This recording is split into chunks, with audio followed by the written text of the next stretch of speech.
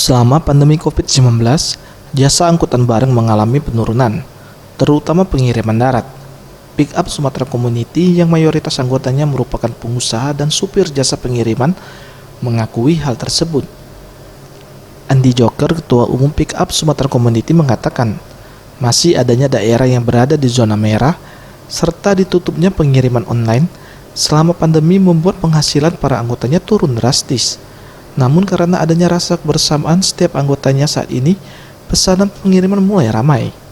Dirinya berharap roda perekonomian di masa pandemi saat ini dapat kembali bergerak sesuai dengan arahan dari pemerintah.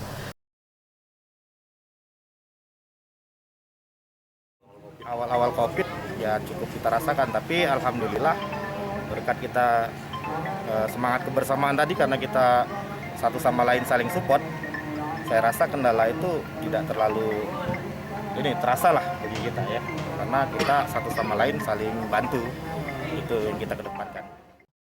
Tim Liputan Sriwijaya TV.